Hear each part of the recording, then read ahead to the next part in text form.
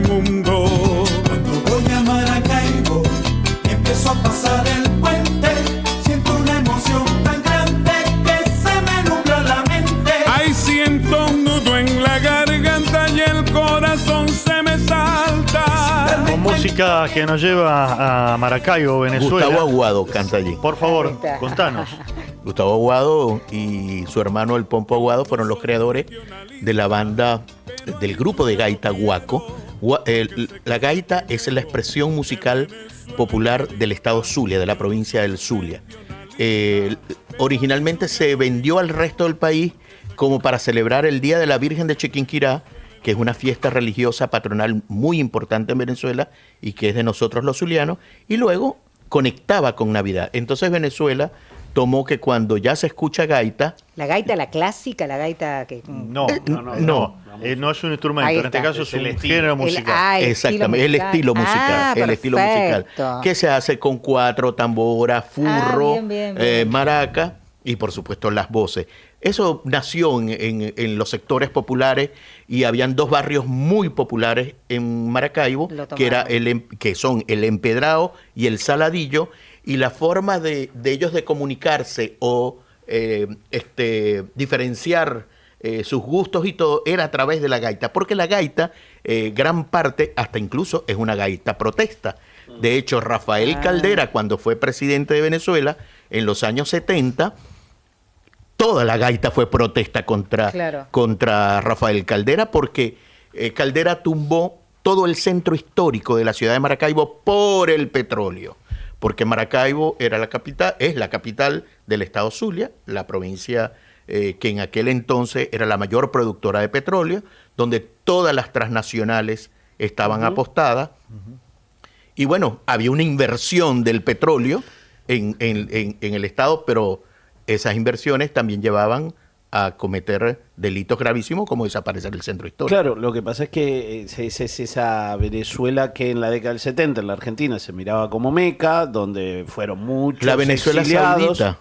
La Venezuela Saudita, la Venezuela que empezaba a producir novelas para toda Latinoamérica, una Venezuela... Mira, acabas de tocar un tema que para mí es apasionante, que es el tema, bueno, porque es lo que yo hago, el tema cultural. Y yo soy un estudioso, aunque en Venezuela se llamaba el huésped alienante, que era el televisor, ¿no? Bueno. Muy de los 70 también. Muy de los 70. Esa definición fue de Marta Colomina, una mujer de izquierda toda su vida en la Escuela de Comunicación Social en la Universidad del Zulia, y hoy en día es una de las más opositora al régimen chavista y madurista, bueno, como tal, ¿no? Es que ya hoy está muy grande la señora, está retirada, vive en España, pero en los años 70 ella hizo el huésped alienante. Entonces, cuando yo iba a salir del liceo, del colegio, para entrar a la universidad, nos obligaban a hacer un trabajo de investigación. Y yo hice un trabajo que se llamaba La influencia de la telenovela y la moda en la conducta del venezolano. Porque aparte del petróleo, habían dos cosas culturalmente que se producían.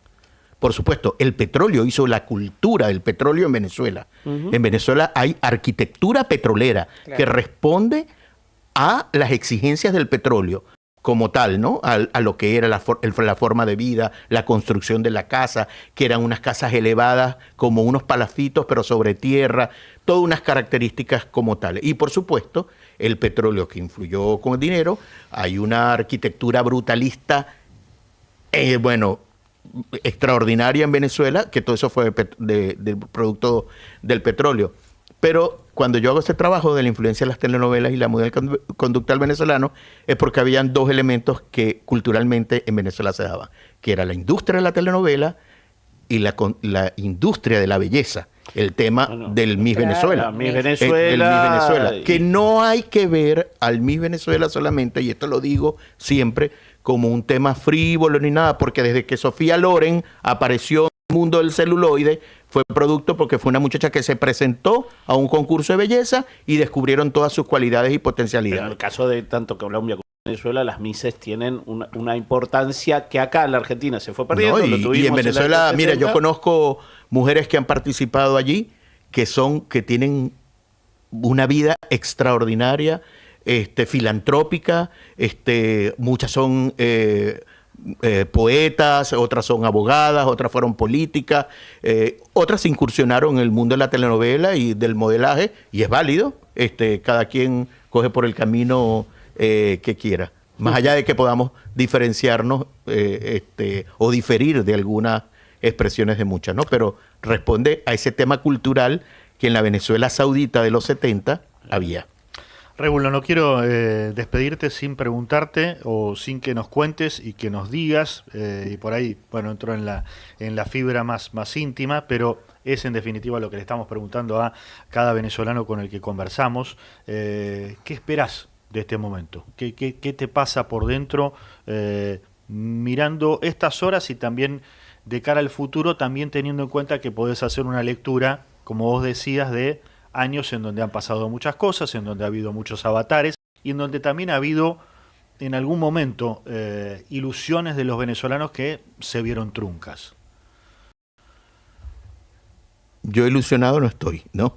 En principio. Estoy muy expectante por lo que tú acabas de decir, por la tradición cultural de los últimos 27 años. De algunos logros, fracaso, violación sistemática a todos los derechos humanos, que produjo 9 millones de migrantes venezolanos. Eso hay que meterle el ojo a aquellos que dicen que están en contra de lo que sucedió, que es válido. Yo puedo estar a favor, pero hay que meterse adentro, y por eso comencé esta entrevista diciendo que hay que hacer un análisis desde la complejidad, desde la totalidad como tal.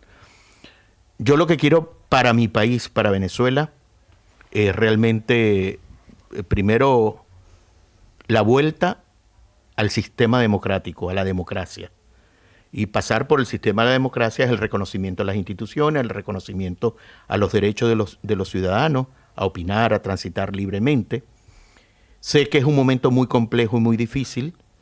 Yo sí creo que hubo algunos acuerdos para vivir este momento que van a despertar, y vamos a conocer dentro de poco quiénes apoyaron, quiénes no apoyaron, quiénes estuvieron involucrados y no estuvieron involucrados, aunque visiblemente ahorita todo se puede aparentemente leer muy fácil, pero yo creo que va mucho más allá.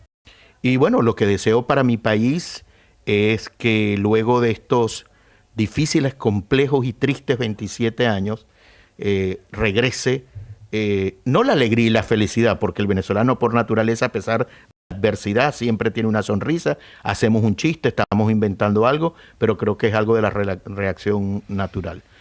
Y lo que sí le pediría, y esto, Hernán, si me lo permiten, es que al que no está de acuerdo con lo que ocurrió, que no vea solo la legalidad, porque yo estoy en contra de un acto violento que vaya contra la soberanía de un país. Yo creo que cualquier ciudadano del mundo comparte este criterio. Pero seamos empáticos con aquel que emigró caminando desde hace 9 años, aquel que perdió absolutamente todo de su familia, aquel que murió que tuvo un familiar preso y murió en las celdas, aquellos muchachos que no ven a sus padres desde hace 9 años y quedaron de 13 años y hoy están aquí. Yo conozco 2 que tienen 19 años y están acá porque su padre sigue preso en Venezuela, en el helicoide, y su padre era el político, el político. La madre muere producto de todo este estrés, de toda esta cosa, se enferma y muere, y ellos se los trae un tío con 19 y 18 años acá a vivir, a comenzar la vida. Eso yo no se lo deseo absolutamente a nadie.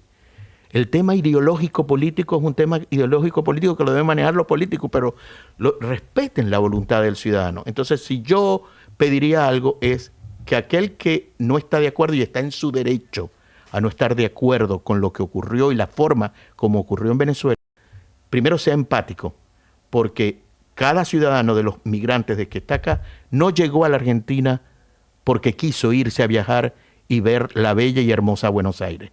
No, hay toda una historia muy triste, muy lamentable, pero que a pesar de eso, como decimos nosotros, le han echado bola y trabajan como Rappi o como gerente o como jardinero como médico y como todo. Y aquellos que dicen que se acabaron estas empresas de repartir a las casas de delivery, por favor, la xenofobia en estos tiempos es más crítica y debe ser más cuestionada que los mismos actos que acabamos de vivir nosotros los venezolanos internamente. Régulo Pachano, gestor cultural venezolano, ha sido un placer tenerte aquí en los estudios de Radio Nacional. Gracias por la valentía, gracias por tu mensaje. Gracias a ustedes. Y seguramente tendremos alguna otra charla. Perdón por la demora en el informativo, nos vamos a las noticias de las 8:30 de la mañana para todo el país. Noticias en Radio Nacional. Lo que tenés que saber en 2 minutos. 8 de la mañana, 34 minutos en la República Argentina.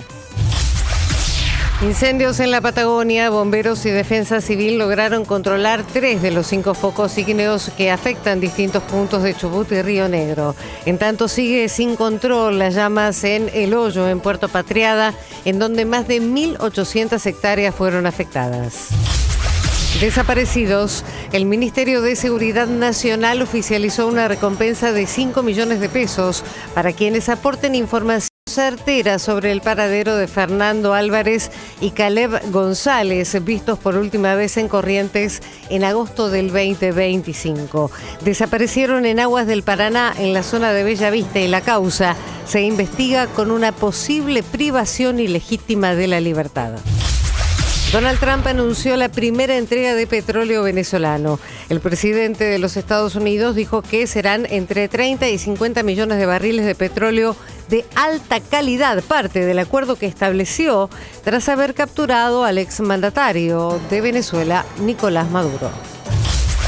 En la ciudad de Buenos Aires, temperatura 23 grados 4 décimas, humedad 69%, el cielo parcialmente nublado.